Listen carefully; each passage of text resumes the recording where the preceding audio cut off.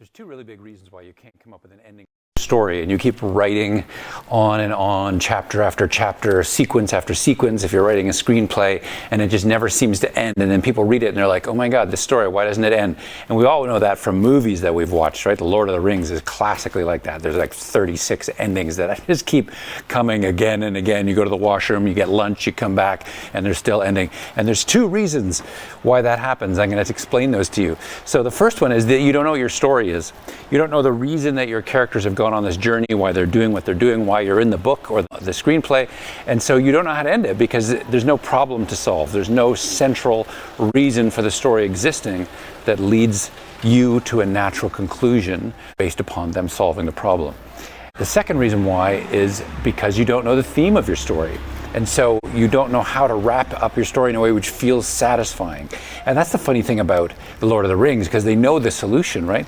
At the end, they destroy the ring and Sauron is destroyed and the orcs are destroyed and so on. And then they have all these people get married, people go back home, people go off to Elfland, people are crowned king and so on. And the problem there is because they don't know the theme, and the theme really is expressed by what happens with Frodo in the volcano, where Gollum has to bite off his finger because everybody can be corrupted.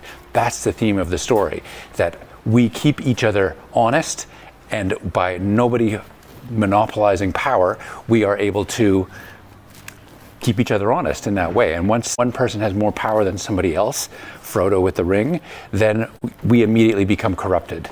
Power corrupts, absolute power corrupts absolutely, basically.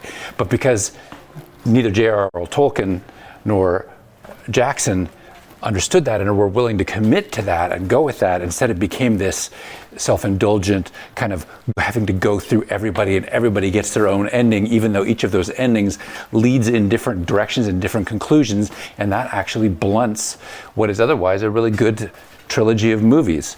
So you need to know exactly what your story is about, and you need to know what your theme is of your story so that you can reach an end, so you feel like, aha, I've demonstrated the truth of the theme, I've solved the problem, boom,